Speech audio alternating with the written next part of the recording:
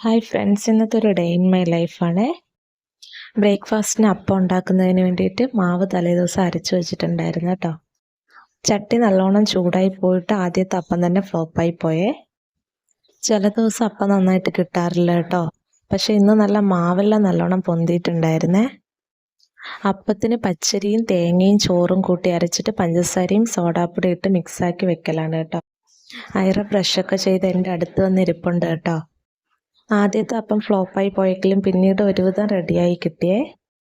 ആദ്യത്തെ അപ്പം ഉണ്ടാക്കി ഐറയ്ക്ക് കൊടുത്തു കേട്ടോ. ആ സ്ലാബിൽ എൻ്റെ അടുത്ത് തന്നെ ഇരുന്നിട്ട് അവൾക്ക് മുറിച്ച് കൊടുക്കുന്നുണ്ടായിരുന്നു. ആൾക്ക് ഇഷ്ടപ്പെട്ടിട്ടുണ്ടായിരുന്നേ.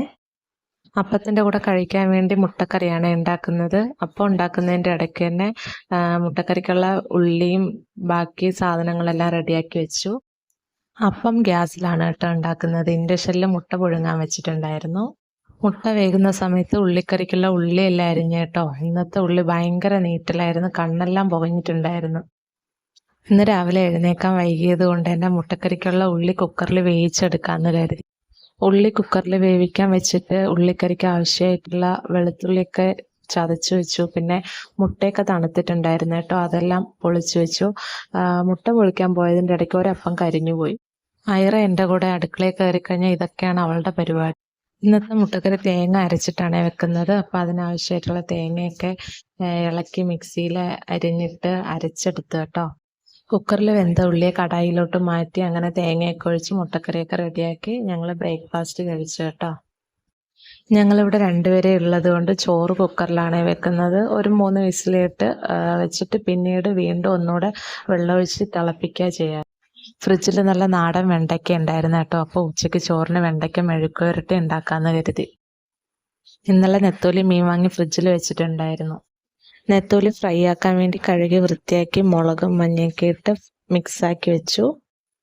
അപ്പോഴേക്കും വെണ്ടയ്ക്ക നല്ല ഫ്രൈ ആയിട്ടുണ്ടായിരുന്നേ. രാവിലത്തെ മുട്ടക്കറിയുടെ കറി ബാലൻസ് കുറച്ചുണ്ടായിരുന്നു കേട്ടോ, അതെടുത്ത് ഫ്രിഡ്ജിൽ വെച്ചു. മീൻ കുറച്ച് നേരം റെസ്റ്റ് ചെയ്യാൻ വെച്ചത് കൊണ്ട് തന്നെ മസാലയെല്ലാം നന്നായിട്ട് പിടിച്ചിട്ടുണ്ടായിരുന്നേ. അതിനെ ഗ്യാസിൽ ഫ്രൈ ആക്കാൻ വേണ്ടി വെച്ചു. ഗ്യാസിൽ മീൻ വെച്ചിട്ട് ഞാൻ അലക്കാൻ പോയി കേട്ടോ. അലക്കാൻ ഇറങ്ങിയപ്പോൾ തന്നെ ഐറ ആദ്യത്തെ പണി തന്നു കേട്ടോ. ബോട്ടിൽ വെച്ചിരുന്ന സോപ്പ് പൊടി എല്ലാം എടുത്ത് മഗ്ഗിൽ തട്ടി. പിന്നെ ഞാൻ അലക്കാൻ വെക്കുമ്പോൾ സോപ്പ് പതയെല്ലാം തെറിപ്പിച്ച് എൻ്റെ ദേഹം മുഴുവനും ആക്കിയിട്ടുണ്ടായിരുന്നു. ഞാൻ ഓരോ ഡ്രസ്സ് അലക്കുമ്പോഴും അവളും കുഞ്ഞു ഓരോ ഡ്രസ്സ് എടുത്ത് എൻ്റെ കൂടെ നിന്ന് കല്ലിൽ അലക്കുവാണേ.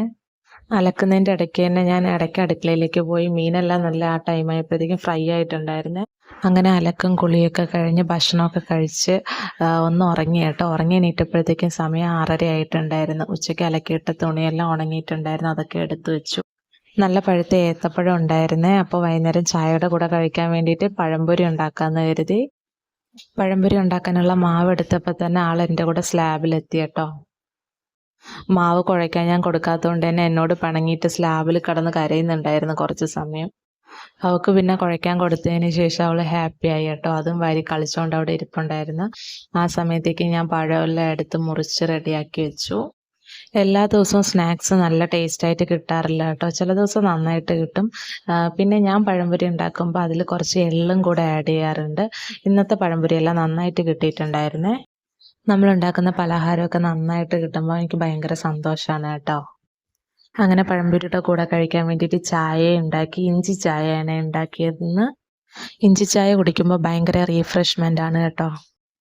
നമുക്ക് 3 പേർക്കും ചായ കുടിക്കാൻ 3 കപ്പാണ്. ഐറയുടേത് മഞ്ഞ കപ്പും എൻ്റേത് ബ്രൗൺ കപ്പും കേട്ടോ. ഷെറിച്ചിൻ്റെത് ഗ്ലാസും. ചായയും പഴംപൊരി ആക്കിയിട്ട് അപ്പം തന്നെ ആ പാത്രങ്ങളെല്ലാം കഴുകി നീറ്റാക്കി വൃത്തിയാക്കി വെച്ച് കേട്ടോ. പുറത്ത് സാധനം മേടിക്കാൻ പോകാനുണ്ടായിരുന്നു കേട്ടോ. അതുകൊണ്ട് കിച്ചണിലെ പണിയെല്ലാം കഴിഞ്ഞ് സിങ്കൊക്കെ കഴുകി വൃത്തിയാക്കിയതിന് ശേഷം ആദ്യം ഐറയ്ക്ക് ഡ്രസ്സൊക്കെ ഇട്ട് റെഡിയാക്കി കേട്ടോ. അത് കഴിഞ്ഞ് ഞാനും ഡ്രസ്സൊക്കെ ഇട്ട് വന്നു. ഞങ്ങൾ 3 പേര് റെഡിയായി സിറ്റൗട്ടിൽ വന്നിരുന്ന് പഴംപൊരിയും ചായയൊക്കെ കുടിച്ചു. ഇന്നത്തെ പഴംപൊരി നല്ല ടേസ്റ്റ് ഉണ്ടായിരുന്നു കേട്ടോ. ഐറയും കഴിച്ചിട്ടുണ്ടായിരുന്നേ. അങ്ങനെ ഞങ്ങൾ ചായയൊക്കെ കുടിച്ചു കഴിഞ്ഞ് പുറത്ത് പോയി സാധനങ്ങളൊക്കെ മേടിച്ച് തിരിച്ചു വന്നു. അങ്ങനെ ഇന്നത്തെ വിശേഷങ്ങൾ ഇത്രയൊക്കെയുള്ളൂ. അടുത്ത വീഡിയോയിൽ കാണുന്നവരേക്കും എല്ലാവർക്കും ബൈ ബൈ.